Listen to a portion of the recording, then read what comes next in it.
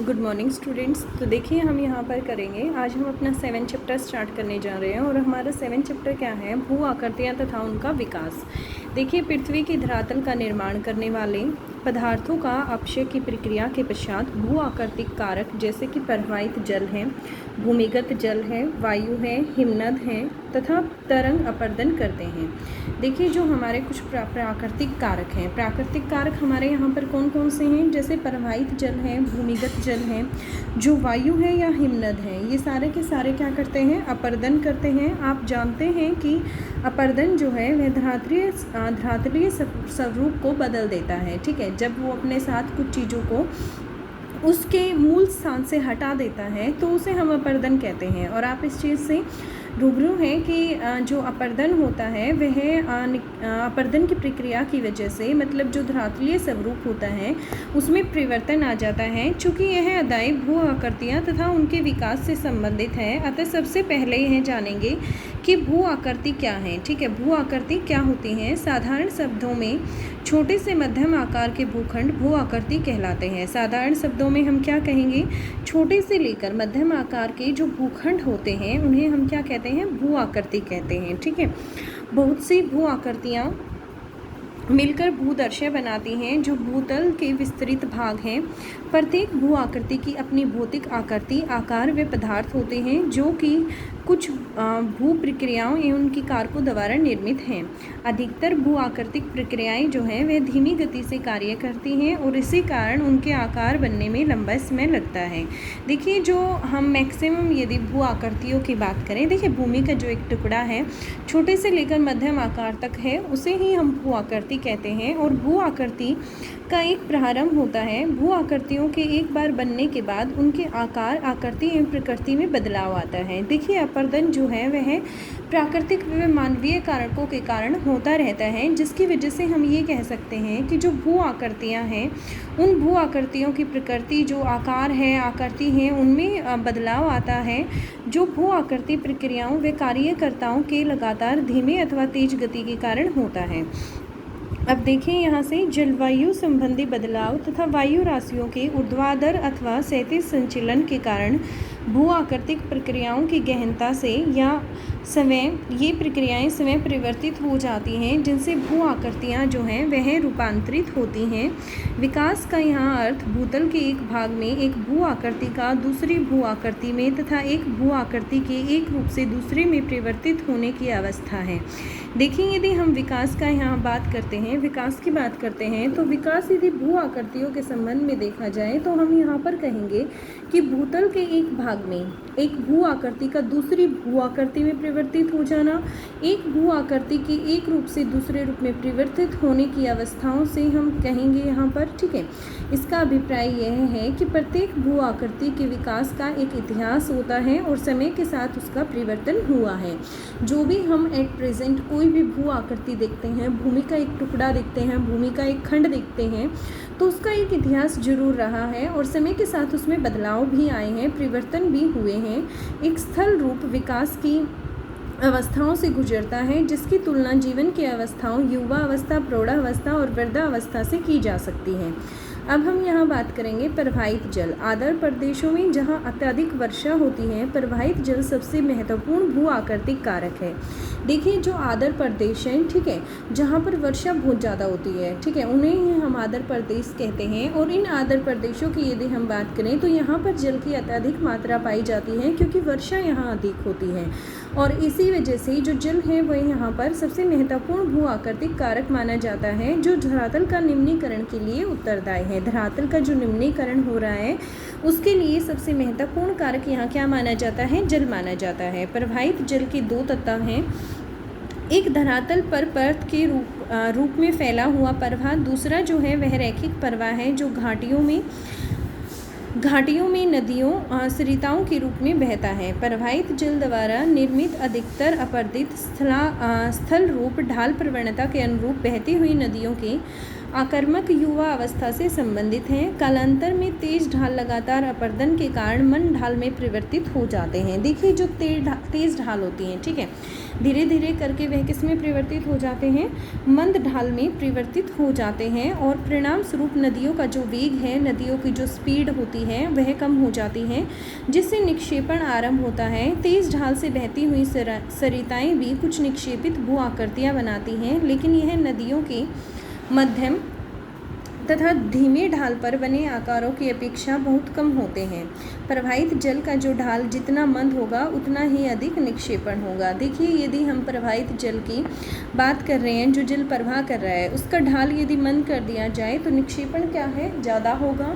और जब लगातार अपर्दन के कारण नदी तल समतल हो जाए तो अधोमुखी कटाव कम हो जाता है और तटों पर पार्श्व अपर्दन बढ़ जाता है। इसके फलस्वरूप पहाड़ियाँ और घाटियाँ जो है वह समतल मैदानों में परिवर्तित हो जाते हैं। निक्षेपण की वजह से जो पहाड़ियाँ या घाटियों की मैं बात करूँ तो वह किस में परिवर्तित हो जाती हैं, निक्षेपित पदार्थों की वजह से वह समतल मैदानों में परिवर्तित हो जाती है। स्थलगत प्रवाह प्रत अपर्दन का कारण है। प्रत प्रवाह धरातल की अनियमितताओं के आधार पर संकीर्ण व विस्तृत मार्गों पर हो सकता है। प्रवाहित जल के घर्षण के कारण बहते हुए जल द्वारा कम या अधिक मात्रा में बहाकर लाए गए तलछटों के कारण छोटी या तंग क्षुद्रश्रिताएँ बनती हैं। ये क्षुद्रश्रिताएँ जो हैं धीरे धीरे लंबी हो जाती हैं और विस्तृत अवनालिकाओं में विकसित हो जाती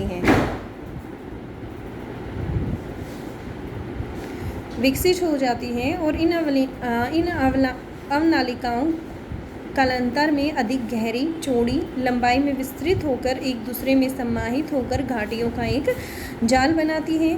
प्रारंभिक अवस्थाओं में अधोमुखी कटाव अधिक होता है और जिसमें अनियमितताएं जैसे जलप्रपात, सोपनी जलप्रपात आदि लुप्त हो जाते हैं। मध्य अवस्था में सरिताएं नदी तल में धीमा कटाव करती हैं और घाटियों के पार्श्व अपर्दन जो है वह अधिक होता है। कालांतर की बात करें तो घाटियों के किनारों की ढाल मंद होती जाती है और इसी प्रकार अपवाह जो है वह बेसिन के मध्यम विभाजक तक निम्न होते जाते हैं, जब तक ये पूर्णतः समतल नहीं हो जाते हैं और अंततः एक धीमे उच्चावच का निर्माण होता है, जिसमें यतर ततर अवरोधी चट्टानों के अवशेष दिखाई देते हैं, जिन्हें हम क्या कहते हैं, मोनाटोनोक कहते हैं।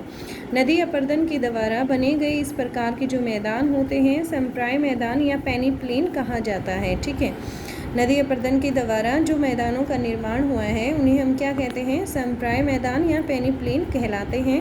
प्रवाहित जल से निर्मित प्रत्येक अवस्था की स्थल रूपी संबंधित विशेषताओं का संक्षिप्त वर्णन निम्न प्रकार है। सबसे पहले हम यहाँ बात करेंगे युवा अवस्था की। इन अवस्थाओं में नदियों की संख्या जो है वह बहुत कम होती है। ये नदियाँ उथली वी आकार की घाटी बनाती हैं। देखिए युवा अवस्था की जब हम बात कर रहे हैं तो इसमें हम बात करेंगे जो यह अवस्था होती है इसमें नदियों की संख्या क्या है, काफ़ी कम है। वो जो ये नदियाँ होती हैं यह वी आकार की घाटी बनाती हैं, जिनमें बाढ़ के मैदान लगभग अनुपस्थित तथा संकरे बाढ़ मैदान मुख्य नदी के साथ पाए जाते हैं। जल विभाजक अत्यधिक विस्तृत व समतल होते हैं, जिनमें दलदल व झीलें होती हैं।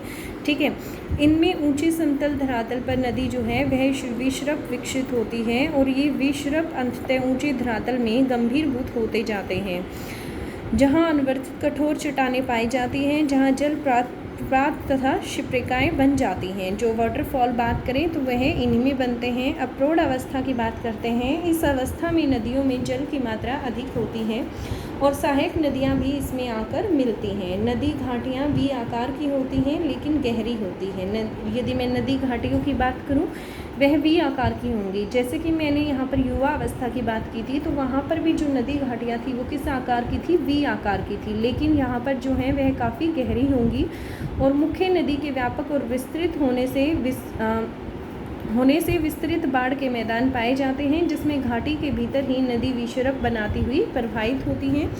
युवा अवस्था में निर्मित समतल, विस्तृत एवं अंतर नदीय दलदली अक्षितर लुप्त हो जाते हैं और नदी विभाजक स्पष्ट होते हैं। जलप्रपात व शिप्रिकाएँ लुप्त हो जाती हैं। अब यहाँ हम बात करेंगे वृद्धा अवस्था की। देखिए वृद्धावस्था में छोटी सहायक नदियाँ कम होती हैं और ढाल क्या है, मंद होता है।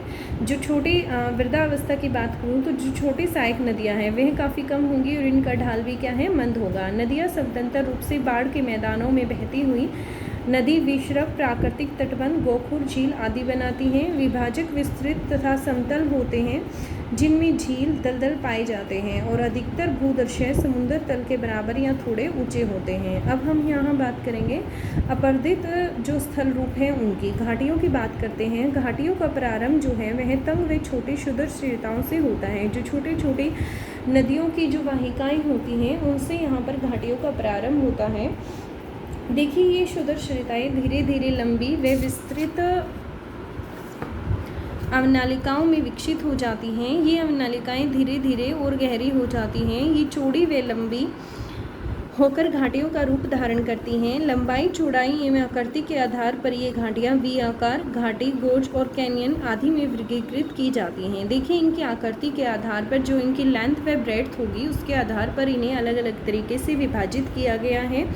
गोर्ज जो है वह क्या होता है, एक संकरी घाटी होती है जिसके दोनों पार्श्व तीव्र ढाल के होते हैं। दोनों ही किनारे क्या होते हैं, तीव्र ढाल के होते हैं। फिर उसके बाद चित्र पॉइंट 7.1 में आप देख सकते हैं यहाँ से आपको जो किनारे हैं वह तीव्र ढाल वाले नज़र आ रहे होंगे। फिर उसके बाद एक कैनियन के किनारे में खड़ी ढाल वाले होते हैं। कैनियन के किनारे कैसे होते हैं, खड़ी ढाल वाले होते हैं और यह गोर्ज की भांति गहरी होती हैं। चित्र 7.2 में आपको दिखा देती हूँ, यहाँ से आपको क्लियर हो जाएगा कि कैनियन क्या होता है। फिर उसके बाद देखिए गोर्ज की चौड़ाई इसके तल व ऊपरी भाग में लगभग एक समान होती है। इसका ऊपरी भाग होगा और जो इसका तल होगा इसमें यह अधिक एक समान ही होती है। इसके विपरीत यदि मैं कैनियन की बात करूं तो कैनियन तल की अपेक्षा ऊपरी भाग अधिक चौड़ा होता है। इसका ऊपर वाला भाग जो होता है वह अधिक चौड़ा होता है।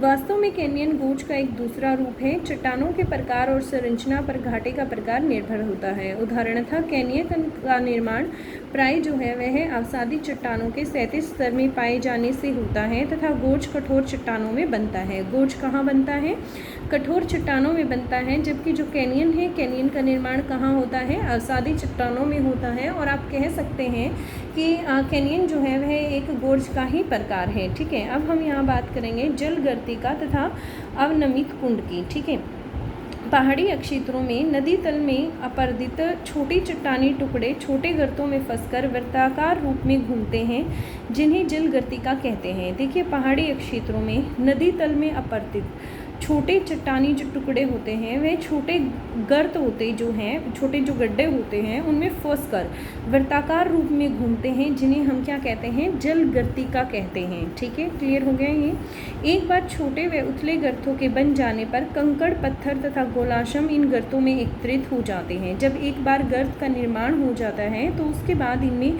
कंकड़ हैं, पत्थर हैं, छोटे छोटे जो गोलाशम हैं वह इसमें एकत्रित हो जाते हैं और प्रवाहित जल के साथ घूमते हैं और धीरे धीरे इन गर्तों का जो आकार है वह बढ़ता जाता है। यह गर्त आपस में मिल जाते हैं और कालांतर में नदी घाटी जो है वह गहरी होती जाती है। जल प्रपात के तल में भी एक गहरे एवं बड़े जलगर्तिका का निर्माण होता है जो जल की ऊंचाई से गिरने व उनमें शिलाखंडों के वृत्ताकार घूमने से निर्मित होता है। जल प्रपात वाटरफॉल की बात करें तो उनके तल में एक विशाल तथा गहरे कुंड अवनमित कुंड कहलाते हैं। ठीक है, जो उनमें विशाल कुंडों का निर्माण हो जाता है उन्हें हम क्या कहते हैं, अवनमित कुंडों के कहते हैं। फिर उसके बाद देखिए यहाँ देखेंगे हम अधःकर्तित विषरप और गभीरीभूत विषर्प। तीव्र ढालों में तीव्रता से बहती हुई नदियाँ सामान्यतः नदी तल पर अपर्दन करती हैं। देखिए तीव्र ढालों की जब हम बात करेंगे और कोई नदी वहाँ से तीव्रता से बह रही है तो वो जो नदी है वह क्या करती है, अपर्दन करती हैं। लेकिन मंद ढालों पर बहती हुई नदियाँ जो हैं वह अधिक पार्श्व अपर्दन करती हैं। अब देखिए क्षैतिज अपर्दन अधिक होने के कारण मंद ढालों पर बहती हुई नदियाँ विकृत होकर बहती हैं या नदी विषर्प बनाती हैं। नदी विषर्पों का बाढ़ मैदानों और डेल्टा मैदानों पर पाया जाना एक सामान्य बात है क्योंकि यहाँ नदी का ढाल जो है वह बहुत मंद होता है। कठोर चट्टानों में भी गहरे कट हुए और विस्तृत विषर्प मिलते हैं। इन विषर्पों को हम क्या कहते हैं, अधःकर्तित विषर्प तथा गंभीरभूत विषर्प कहा जाता है। ठीक है, क्लियर हो गया। अब हम बात करेंगे नदी वेदिकाओं की। नदी वेदिकाएं जो हैं वह प्रारंभिक बाढ़ मैदानों या पुरानी नदी घाटियों के तलों के लिए चिन्हित हैं। ये जलोढ़ रहित मूलाधार चट्टानों के धरातल या नदियों के तल हैं जो निक्षेपित जलोढ़ वेदिकाओं के रूप में पाए जाते हैं। नदी वेदिकाएं मुख्यतः अपर्दित स्थल रूप हैं क्योंकि ये नदी निक्षेपित बाढ़ मैदानों के लंबवत अपर्दन से निर्मित होते हैं। विभिन्न ऊंचाइयों पर कई बार वेदिकाएं हो सकती हैं जो आरंभिक नदी जल स्तर को दर्शाते हैं। नदी वेदिकाएं नदी के दोनों तरफ समान ऊंचाई वाली हो सकती हैं और इनके स्वरूप को युग्म वेदिकाएं कहते हैं। ठीक है, ये यहाँ से आपको युग्मित वेदिकाएं और जो अयुग्मित हैं जिनका कोई युग्म नहीं बना हुआ है वो आपको यहाँ से रिप्रेजेंट किया गया है।